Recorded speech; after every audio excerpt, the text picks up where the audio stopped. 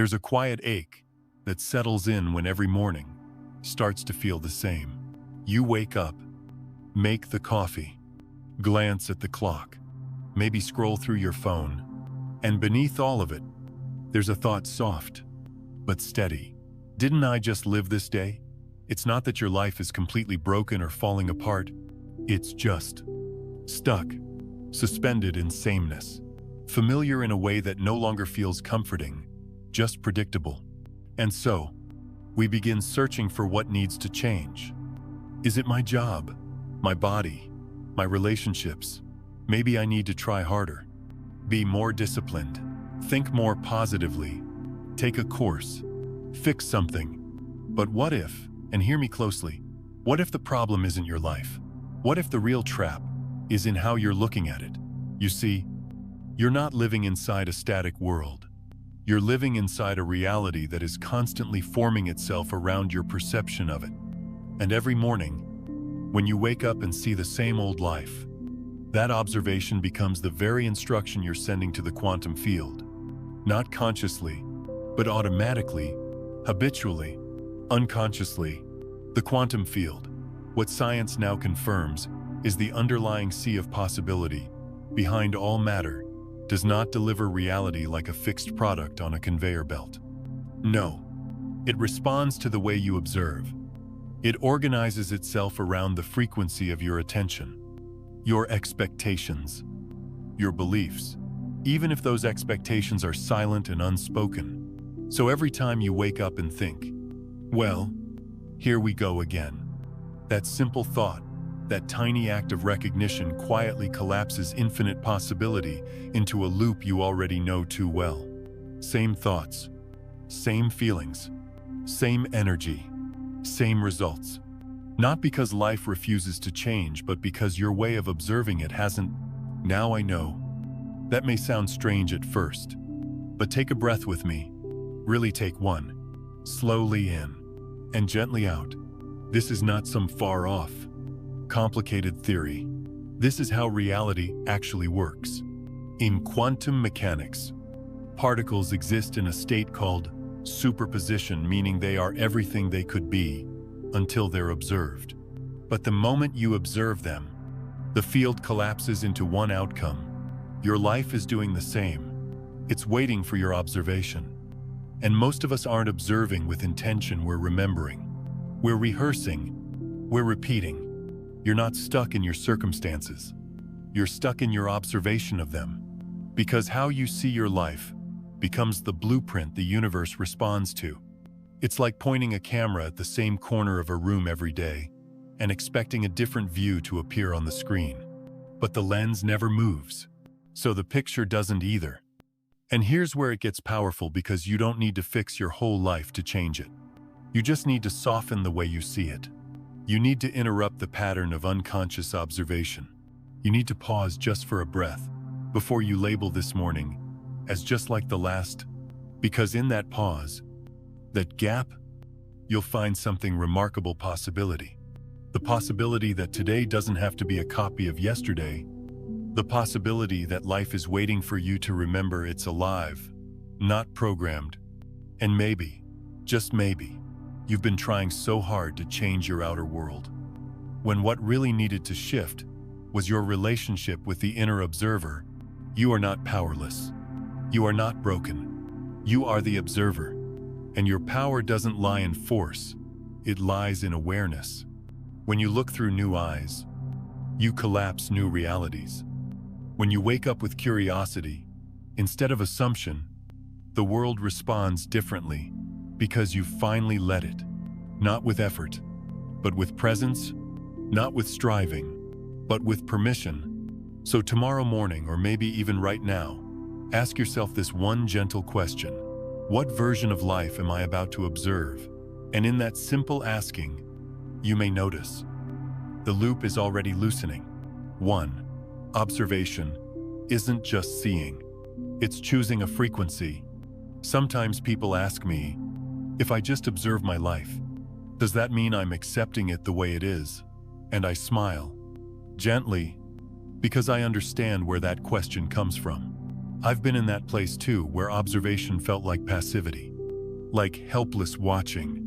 But what I've come to learn, not from books, but from living through the long nights and the quiet reckonings, is that observation isn't passive at all.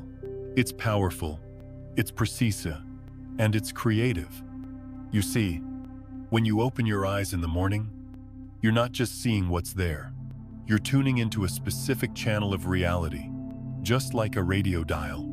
Your consciousness is scanning through an infinite field of potential.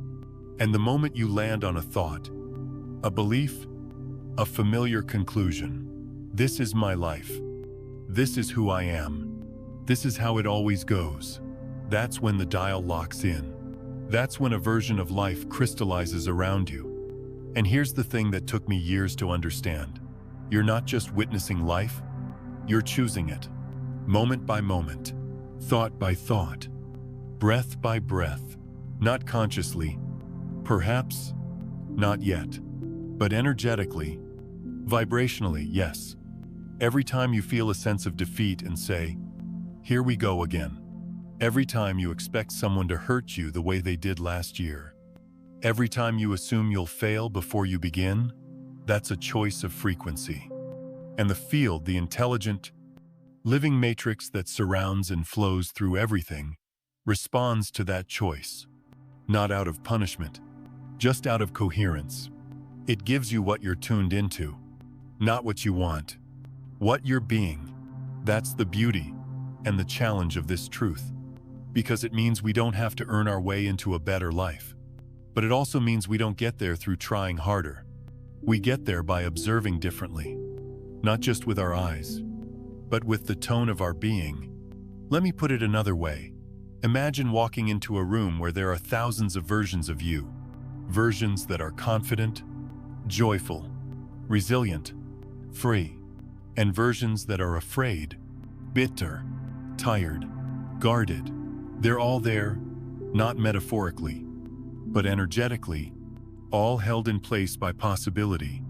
And the one that stands up and begins walking toward you, that's the one your attention just made real. That's how precise your observation is. Now, I'm not saying this to overwhelm you. Quite the opposite. I'm saying it to liberate you, because you've been taught to look at reality as something you react to, as something that happens to you. But I want you to know, it happens through you. The moment you stop simply reacting and start observing with awareness, with calm presence, with even the tiniest bit of openness, the entire field shifts. Not instantly, not always dramatically, but truthfully, subtly, and deeply. And I've watched it in my own life. I've seen what happens when I start my day, not with a sigh, but with a pause, not with a script, but with a question. What else is possible today? That one question is a change of frequency. And the frequency doesn't just change what shows up around you, it changes who shows up as you. Because when you shift your vibration, you don't just become a better version of yourself, you become a different observer. And a different observer collapses a different life, not because they force it, but because they finally allowed it. So if you've been feeling stuck, let me invite you into a softer approach. Not another resolution, not another effort to fix what you think is broken. Just breathe and let this moment, this one right here, be the beginning of a new observation. One that doesn't assume, one that doesn't cling to yesterday, one that doesn't rush to define what's coming. Look at your life not as a problem to solve, but as a field to feel.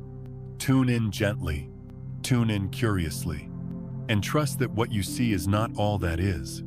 It's simply what you've been taught to expect. But now, you're remembering. You're the observer. You're the frequency holder. And you don't need to do more. You only need to observe from the version of you who knows that possibility has never left the room. 2. The problem isn't your circumstance. It's how you see it. There were years in my life when I thought the outside world had me cornered. Not because anything dramatic had happened, but because everything felt small, compressed, predictable. Like I had somehow reached the edge of what life was willing to offer me. And no matter how hard I worked, or how much I tried to think positive, something in me remained restless, empty, disconnected. Back then, I truly believed that if my circumstances would just change, then I could finally breathe again. If I had more money, if I had someone who truly understood me, if I could feel motivated like I used to, I placed my hope out there, always out there, as if my joy depended on life rearranging itself for me. But here's what no one tells you when you're caught in that kind of longing. It's not the circumstances that hold you captive. It's the lens through which you keep seeing them. You are not trapped in poverty. You are trapped in the repetition of seeing yourself as someone who is poor. You are not bound by loneliness. You are bound by the habit of expecting disconnection. You are not doomed to stagnation. You're just deeply familiar with the rhythm of stuckness, so familiar, in fact, that you can't hear the subtle invitations. Life keeps whispering, and I know how tender this truth is. It almost sounds like blame, like you're being told it's your fault for being where you are. But that's not what I'm saying. I would never speak to your pain that way. What I'm offering is not blame, it's permission. Permission to consider that maybe the doorway forward doesn't lie in changing your whole life, but in softening the way you're seeing it. Because here's what I've learned through my own unraveling. Reality doesn't trap you, but your interpretation of reality can. And when that interpretation becomes a loop reinforced by years of experience, survival, and emotional residue, it doesn't matter how many new opportunities life brings. You won't see them, because the part of you doing the seeing is still caught in yesterday. This is where the shift begins. Not outside, but in your orientation, the way a painter sees light, a musician hears silence. A child sees possibility. It's not that the world is different for them. It's that their way of perceiving is different. And that perception changes everything. When you wake up each day already convinced that nothing will change, your energy follows suit. Your awareness narrows. Your body tenses. Your heart closes just a little. And slowly, your own expectation becomes the mold that reality hardens into. But when you begin to wonder even just a little, what if this moment isn't what I think it is? A crack forms in the lens. And through that crack, light enters. Opportunity enters. Life enters. Because the truth is, and this may sound radical, the life you long for isn't far away. It's often standing right in front of you. It's just wearing clothes your old mind doesn't recognize. A friend reaching out, but you assume they're just being polite. A small opening in your schedule, but you rush to fill it with noise. A passing idea, soft and unfamiliar, but you brush it off because it doesn't sound like you. But what if it was you, the next version of you trying to get your attention? You see, transformation isn't something you chase. It's something you allow. It begins, not with force, but with awareness, with the courage to say, maybe it's not the world that's heavy. Maybe it's just the glasses I've been wearing. And slowly, like a fog that starts to lift, you begin to sense that life was never trying to punish you. It was waiting. Waiting for you to remember that how you see is what you see. So the next time you catch yourself saying, nothing ever changes, pause, breathe, ask softly, is that true or just familiar? And maybe, just maybe, that simple shift in perception will reveal the door that's been beside you all along. Because you were never truly stuck. You were just looking through the eyes of a version of you that forgot how free you already are. 3. Every time you look at someone with old eyes, you lock them in the past. There's a quiet habit we all carry, one we rarely notice. It's not the habit of what we say or what we do. It's the habit of how we see, especially how we see the people closest to us. It happens so subtly. You walk into a room, see your partner or your child or your aging parent, and without even meaning to, your mind says, I know who they are. And with that one thought, you close the door on who they're becoming. Not intentionally, Not unkindly, but out of comfort, out of familiarity. Because it's easier, isn't it, to relate to the version of them you already know. The one that disappointed you last year. The one that always forgets. The one who struggles. Who talks too much. Who never listens. But what if I told you that every time you look at someone through the eyes of who they were, you are reinforcing a version of them that may no longer be true? You're not just remembering, you're re-anchoring them to a story they may have already outgrown. And here's the real twist. When you do that, you trap yourself too. Because your perception of others doesn't just define them, it defines you, your energy, your expectations, your presence. And if you're always relating to people through the lens of the past, then guess what? You're living in the past. Even if the calendar says it's today, even if they're standing right in front of you, trying, in their own quiet way, to be something new. I've seen this play out in my own life more times than I'd like to admit. I remember one evening, sitting across from someone I love deeply. They were sharing something vulnerable, something honest. But instead of listening with open presence, I felt my mind wander. Here we go again. Same story, same patterns. And in that moment, I realized something painful. I wasn't hearing them. I was hearing my memory of them. And the tragedy is they felt it. You always can. Because when someone is looking at you through old eyes, it doesn't matter what they say. You feel boxed in, trapped, unseen. So, I asked myself a question that changed everything. What if I saw them as if I'd never met them before? Not to erase the past, but to release the grip it had on my vision. And the answer came not in words, but in presence. Suddenly, the air between us softened.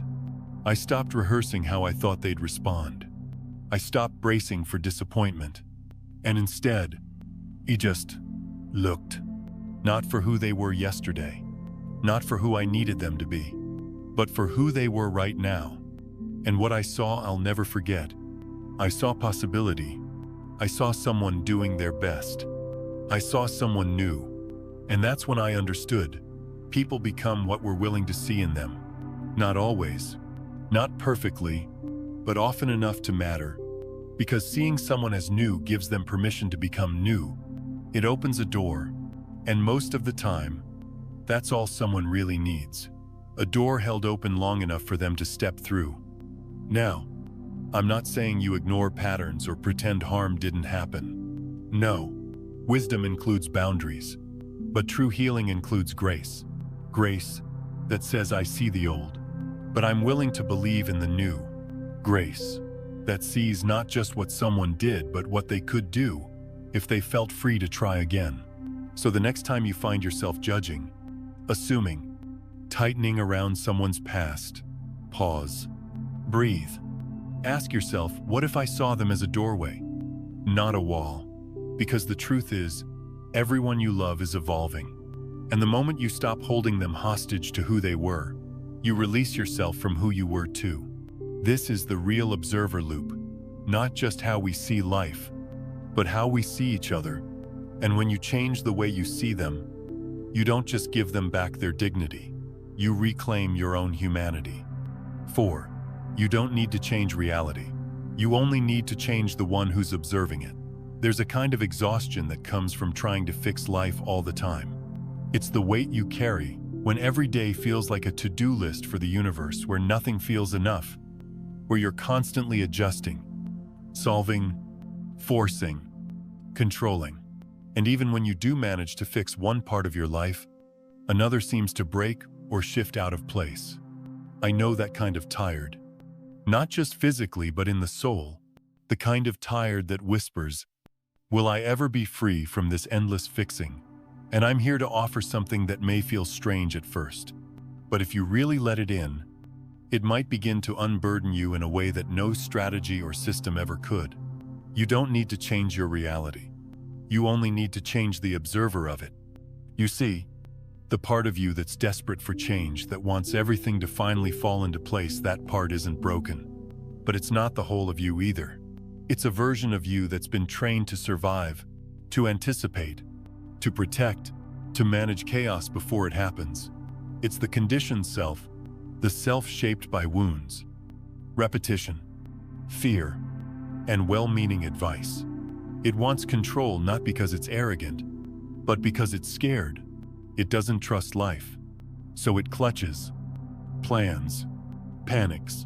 But there is another self within you, not an idea, not a personality, but a presence, a silent, spacious awareness that doesn't react.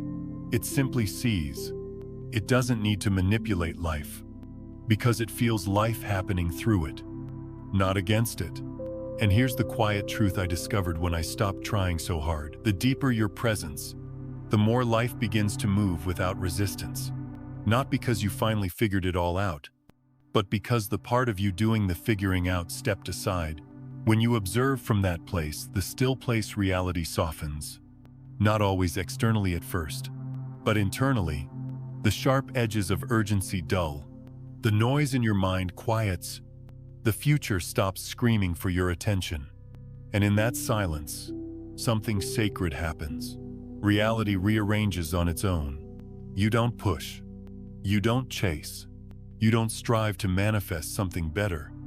You simply become the observer who no longer needs things to be different in order to feel whole. That's when the shift begins. Not in your circumstances, but in the field that shapes them. And I know your old mind will protest. It will say, but I have bills to pay, people to care for, dreams to fulfill. I can't just sit here and do nothing. I'm not telling you to do nothing. I'm inviting you to be something deeper while you do what life calls for. Because when you answer an email from a place of presence, when you take a step forward without gripping the outcome, when you breathe into the now instead of running from it, that's not nothing. That's transformation. That's the real work. Changing the world outside you without changing the one who sees it is like painting over a cracked mirror. The distortion always finds a way back. But when you change the observer, when you release the need to control, when you soften into the moment, when you let go of trying to edit reality and instead enter it fully, the mirror clears. And in its reflection, life reveals what it has always longed to show you. It was never against you. It was waiting for you to see it, without filters. So nu, you don't need to fight reality. You don't need to keep fixing, tweaking, striving, or overthinking. You need only to return to the version of you that sees from presence, nutpanits, from awareness, not identity, from peace, not performance. And in that return, you'll find something astonishing. Reality begins to change, not because you forced it, but because you finally aligned with the frequency that no longer needed to force anything. That's the quiet paradox. When you stop trying to change everything, everything begins to change. 5. Your body doesn't just store memories, it stores your way of seeing. Sometimes healing doesn't begin with a realization in the mind. It begins in the body, in places we've ignored, numbed, or simply forgotten how to feel. You see, your body is not just a container for memory. It is a living archive of perception. Every time you braced yourself for disappointment, every time you held your breath in fear of what might happen, every time you pretended to be fine when you weren't, your body remembered. It didn't just remember the story, it remembered the stance, the slight hunch in your shoulders, the shallowness in your breath, the tightness in your jaw, the vigilance in your chest. Always scanning, always preparing, always waiting. And over time, these became more than reactions. They became your default, setting a physical posture of survival that shaped the way you saw the world. Because when the body is constantly expecting threat, the eyes look for it. The mind interprets through it. Even peace feels suspicious. This is why so many of us struggle to just think differently. Because the thinking is wired into the nervous system, your biology isn't separate from your beliefs. It is one of your beliefs made flesh, breath, and rhythm. But here's the grace in all of this. The body doesn't just remember fear. It also remembers freedom. once you show it the way back. And that way begins, quite simply, with the breath. Not the breath of stress, short, sharp, functional, but the breath of presence, slow, generous, forgiving. When you inhale fully, when you invite air deep into the places that have been holding tight for years, you are not just breathing. You are retraining the observer, because every long, conscious breath sends a message through your entire system. It's safe now. You can let go. And when the body lets go, the mind softens. And when the mind softens, the world begins to look different. Not because the world changed, but because the lens did. You begin to notice the quiet beauty of an afternoon sky. You begin to taste your food instead of rushing through it. You begin to hear the sound of your own voice and wonder why it's been so tense. This is not a small thing. This is you re-entering your life not as a set of emergencies to manage, but as a moment-to-moment experience to be with. You see, trauma doesn't just live in big, dramatic moments. It lives in the breath you didn't take, the tears you didn't cry, the tension you called normal. But healing doesn't have to be dramatic either. Sometimes it's just one breath, taken fully. One moment of sitting with your hand over your heart and saying, "I'm here." And in that simplicity, your observer begins to rewire, not through force, but through familiarity, through repetition, through love, because the nervous system doesn't change through theory. It changes through safety, through gentle consistency. So if you've been trying to see the world with new eyes but keep falling back into old patterns, maybe it's time to stop starting in the mind. Maybe it's time to start with the inhale. Maybe the doorway to a new perspective isn't in a journal prompt or a motivational quote. Maybe it's in your rib cage, in your belly, in your spine.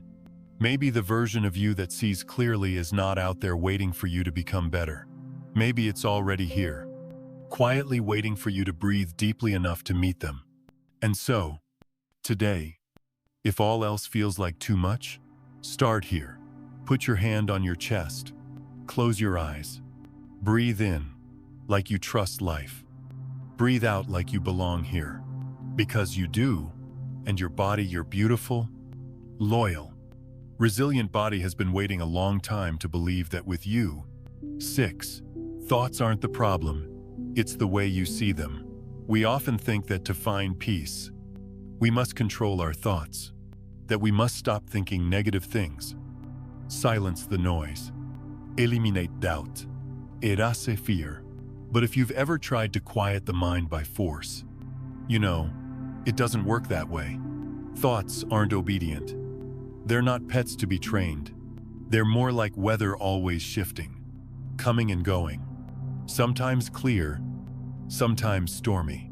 And so, the goal isn't to stop the thoughts, it's to change the way you see them. Let me give you an example. Imagine you're walking through your day, and a thought appears, "I'm not good enough." It arrives out of nowhere.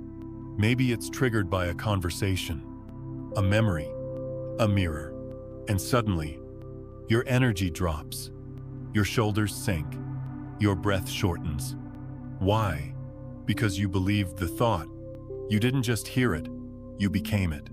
You collapsed your awareness into it, like folding yourself into a smaller room and calling it home.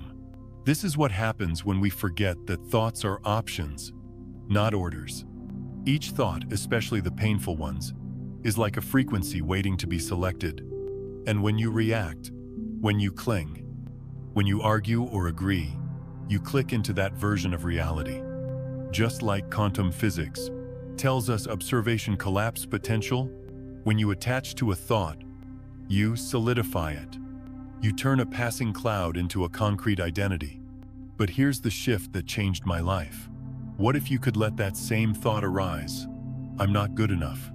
But this time, instead of tightening around it, you simply watched it, like a bird flying across the sky, like a ripple in a pond, like a radio station playing in another room.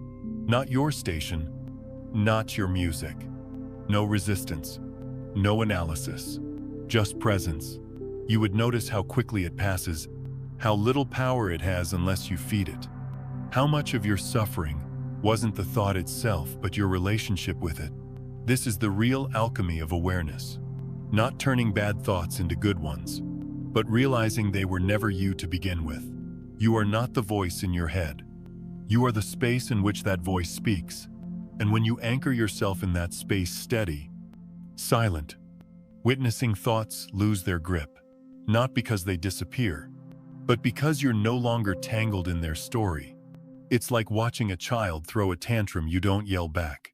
You don't take it personally. You see it for what it is. Energy moving. You stay calm. You stay open. And eventually, the storm passes.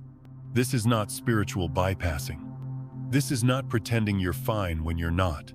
This is you becoming the conscious observer instead of the unconscious participant. Because your true power isn't in controlling what thoughts arise, it's in deciding who you are when they do. You can be the one who panics, or you can be the one who pauses. You can be the one who spirals, or the one who breathes. You can be the one who says, "This thought defines me," or the one who smiles gently and says, just a cloud passing through." And the more you choose to see, instead of react, the more spacious your inner world becomes.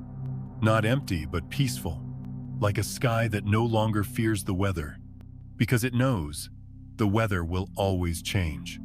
But the sky remains, so the next time a painful thought arises, and it will, don't rush to fix it. Don't shame yourself for thinking it. Don't pretend it's not there. Just breathe. Look at it softly, and remember, a thought only becomes your prison if you believe the door is locked. But once you see clearly, once you step back into the seat of awareness, you'll realize the door has always been open, and you were never trapped to begin with.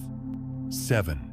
The universe doesn't respond to your actions, it responds to your frequency. There's a quiet frustration that lives inside so many of us. You try, you show up, you say the right things, you visualize, you work hard, you do your affirmations, your meditations, your morning routines, and yet life still doesn't seem to shift. It's like whispering into a void that never whispers back.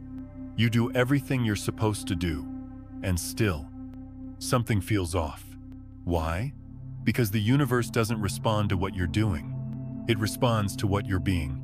You can say, "I am abundant," while still vibrating lack. You can act loving, while your heart still holds unspoken resentment. You can try to manifest peace, while your nervous system is still bracing for war. This isn't about blame. It's about honesty. A kind of honesty that goes deeper than words, deeper than performance. You see, reality is not a machine that obeys your commands. It's a mirror that reflects your frequency, and your frequency is not what you say. It's what you are when no one is looking. It's the signal you send out when your lips are silent. It's the hum behind your thoughts, the music behind your movements. It's the emotional tone that lives beneath the surface. And this is why we can't fake alignment. We can fake positivity. We can fake confidence. We can even fake surrender. But the quantum field reads vibration, not vocabulary. It doesn't care how well you phrase your intentions. It tunes into what you're broadcasting beneath them. Are you rooted in trust? Or are you secretly trying to bargain with life, hoping that if you do enough, you'll finally be safe? The energy matters more than the effort. Think of it like this: you can water a plant every day, but if your energy is anxious, hurried, filled with what if it doesn't grow, the plant feels that tension. Now, of course, the plant may still grow, but what you grow alongside it is stress, not peace. And it's the same with your dreams, your goals, your healing. Yes, effort is noble, but it's the state behind the effort that determines its resonance. You can say a prayer with fear or with faith. You can take a step with urgency or with trust. You can give with expectation or with freedom. And the universe, like a tuning fork, vibrates in harmony with your true signal, not your outer shape, So what does that mean for us? Practically, it means that being must come before doing. That alignment is not a reward for hard work. It's a precondition for resonance. And sometimes the most powerful shift isn't a new action. It's a new intention behind the action. Before you send the email, check your frequency. Before you make the call, check your frequency. Before you start your day, check your frequency. Are you rushing because you're scared you'll miss out? Or are you moving because your soul is ready? That difference is everything. Because the universe doesn't speak English, it speaks energy. And when you begin to live from this knowing, truly live it, you start to see why so much of your effort didn't work before. Not because you were wrong, not because you didn't want it enough, but because your frequency was still waiting for permission to relax. So maybe now is the time to stop doing more and start being truer. To stop pushing from panic and start creating from coherence. To stop forcing the future and start harmonizing with the present. Because when your energy lines up with your intention, when your heart, your breath, your presence are in sync, reality shifts without you having to shove it. That's when the universe starts to feel less like a test and more like a dance. And in that dance, you'll discover something both radical and gentle. You were never meant to make life respond to you.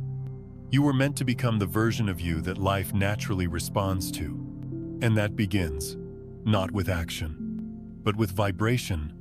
8. Between two selves. There is a space of freedom. There is a place in the journey that no one warns you about. It's not the beginning, when you first awaken and realize your old self no longer fits. And it's not the end, when everything feels aligned and flowing. It's the in-between, the space after you've let go of who you were, but before you've fully become someone new. And it's there, in that quiet limbo, that something sacred begins. Most of us are terrified of this space. We rush to define ourselves. We try to fill the void with answers, titles, new identities, new affirmations, anything that gives us a sense of solid ground. Because to not be someone, even for a moment, feels like death. But what if this in-between wasn't emptiness, but pure possibility? You see, your old self, the one shaped by patterns, pain, past beliefs, served its purpose. It protected you.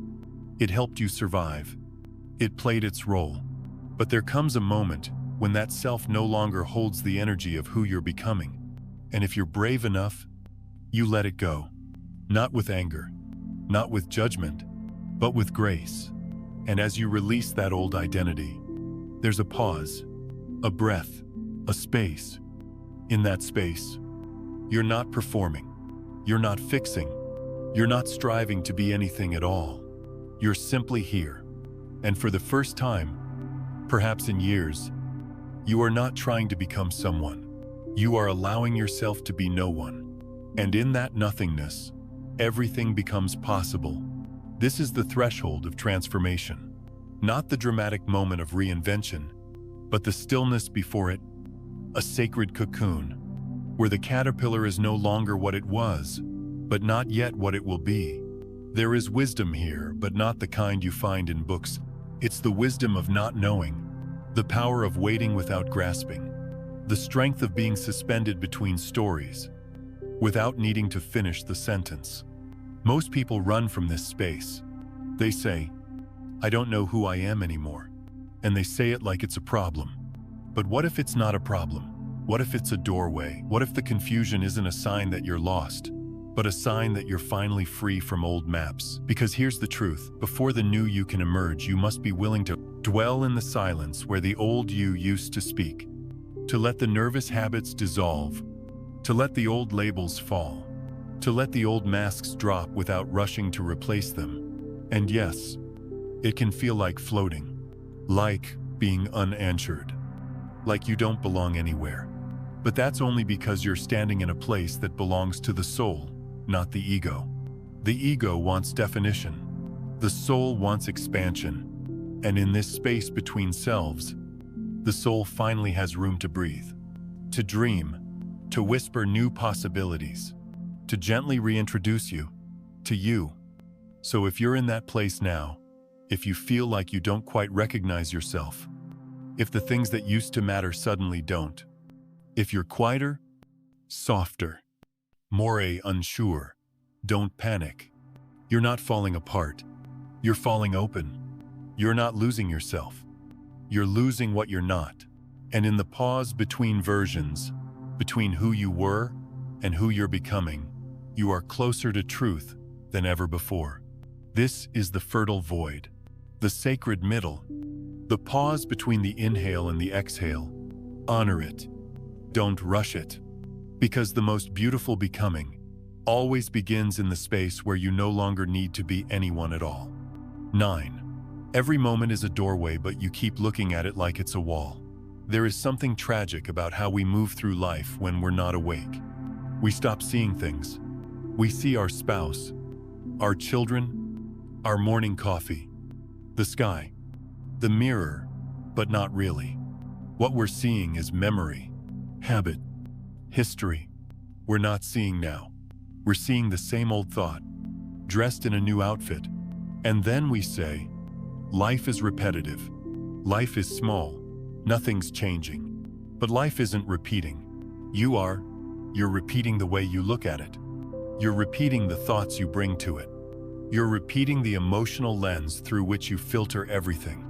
And when you see the present through the residue of the past, you mistake every door for a wall. You walk through your days, surrounded by portals, but never open them, because you've convinced yourself there's nothing new behind them. But what if you're wrong? What if every moment is new? But you keep bringing your old self to meet it. That's what I had to realize. I wasn't stuck because my life wasn't changing. I was stuck because my perception wasn't changing.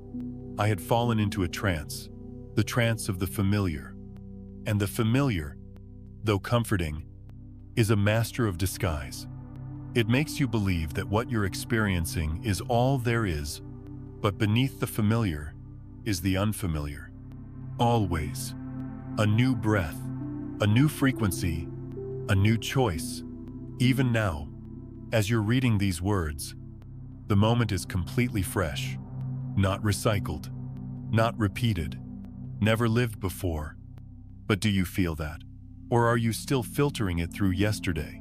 We often ask, how do I change my life? As if life is the thing out there we must rearrange. But life is not separate from you. It is shaped by the way you meet it. So maybe the question isn't, how do I change my life? Maybe the question is, how can I see this moment with brand new eyes? Eyes that don't assume, eyes that don't defend, eyes that don't try to fit this moment into a story. Children have these eyes. Watch a child, touch water, watch light dance on a wall. It's as if they've never seen it before. Because they haven't, they are meeting the moment, not their memory of it. And what would happen if you did the same? What if you looked at your partner tonight, not through the lens of the last argument, but as if you were meeting them for the first time? What if you walked into your kitchen, not with the weight of your to-do list, but with the curiosity of a traveler in a foreign land? What if you looked in the mirror not to judge, not to compare, but to witness, quietly, the mystery of being alive? This is not imagination. This is the purest kind of awareness. And it's available not in some future enlightenment, but right here. The next time you feel stuck, like there's nowhere to go, ask yourself gently, is this really a wall? Or is it a door I haven't looked at clearly enough? Because sometimes, the only thing keeping the door shut is your belief that it isn't there. When you shift your gaze, when you soften your mind and open your senses, what once felt like concrete begins to shimmer. What once felt fixed begins to breathe. And in that breath, life begins again. Not because life was broken, but because you finally came back to it. So let this moment be the first moment again. Let it be new, because it is, not in theory, but in truth. The universe has never repeated this second. Why should you 10? You are the conductor of frequency, not a victim of reality. Sometimes it feels like life is happening to us. The missed opportunity, the diagnosis, the silence from someone we love. And when it all comes at once, we begin to believe a quiet lie, that we are at the mercy of something outside of us. But that's only half the story. Because what if you are not the echo, but the original sound? What if you are not a passive passenger on this ride called reality, but the conductor of its vibration? You see, everything in this universe is frequency, not poetry, not metaphor, physics. And every thought you think, every feeling you hold, is like a note being played in the great symphony of existence. Your attention is the baton. Where you point it, that's where the music begins. When you look at something with fear, the string of fear begins to hum. When you look with love, the whole space shifts. Even if nothing changes on the surface, something real begins to move underneath. It's subtle, like wind moving through tall grass. But if you get keyed enough, you can feel the grass bend. And over time, that subtle shift becomes reality itself. But here's the thing, most people are conducting unconsciously. They don't know they're playing the same note over and over. Resentment, worry, lack, not because they want to, but because no one ever told them they were holding the baton. And when life keeps echoing that same note back, they say, "See, nothing ever changes." But the truth is, they haven't changed their tune. Now, this doesn't mean you have to fake joy. It doesn't mean you should plaster over grief with a smile. No, it means becoming aware of the vibration you're offering, not as guilt, but as power, because awareness is what turns noise into music. When you start to observe your state, moment to moment, you'll realize you've been playing certain songs your whole life. Songs you inherited, songs of protection, songs of proving. And then you'll have a choice, not to deny what's real, but to choose what you resonate with. Maybe instead of rehearsing old disappointments, you begin to hum a note of soft hope. Maybe instead of scanning for what might go wrong, you start tuning into what's quietly right. You don't need to shout it. Whispers shift frequencies too. You don't have to control the entire world. You only have to conduct your own. Because when your frequency shifts, reality does something strange. It starts to cooperate. It bends. It echoes. It reconfigures around you. Not out of magic, but out of match. The universe isn't listening to your words. It's listening to your tone. And your tone, your vibration is sculpted in silence, in presence, in how you look at the world when no one is watching. So the next time life feels like it's closing in, pause. Ask yourself gently, what am I conducting right now? What music am I asking the universe to play back to me? And if the answer doesn't feel good, change it. Not by force, not overnight, but one honest, loving note at a time. Because the world isn't here to punish you, it's here to resonate with you. And when you finally believe that, you stop being a victim of what is and become a composer of what could be. So, go ahead, raise your baton. Even if your hand is trembling, choose the note, feel the tone, let the world hum back to you. A new reality begins the moment you see differently. You don't have to conquer this world. You were never meant to win it, outrun it, or master it like some external game. You only need to wake up from the way you've been seeing it. Because maybe it was never the world that needed changing. Maybe it was the lens worn thin with repetition that made it all feel so heavy, so fixed, so old. You see, most of us don't realize we're not actually experiencing life. We're experiencing our assumptions about life. We're meeting the present moment with the dust of yesterday still in our eyes, and then wondering why everything feels the same. But here's the grace: you don't need to build a new reality from scratch. You don't need to chase a new self in some distant future. You don't even need to try harder. You just need to pause before your old mind labels something as nothing new, before the tired judgment steps in and tells you, this again, because in that pause there is a crack in the loop, and through that crack, Light gets in. The observer loop. This thing that once felt like a prison is not here to trap you. It's here to teach you, to show you that awareness is not just observation, it is creation. That the loop doesn't end by force, but by attention.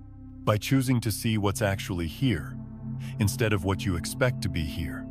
And what's here now is always fresh, always whole, always waiting to be discovered. You don't need to run away to a cabin in the mountains. You don't need another course, or method, or guru. You just need to look again, as if this were the first sunrise, as if this moment had never happened before, because it hasn't.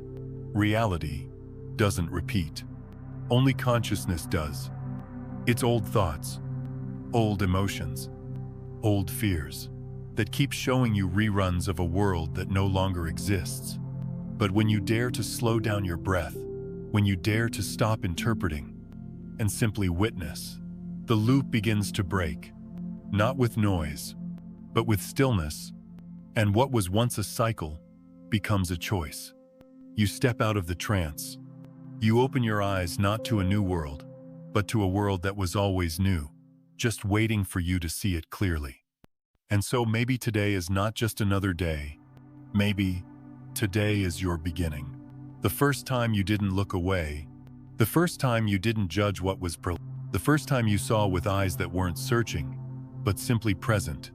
This is how a new reality begins. Not with a thunderclap, not with some grand external shift, but with one quiet decision to see differently. And when you do that even once, you're no longer a prisoner of what has been. You become a participant in what's becoming. And that changes everything.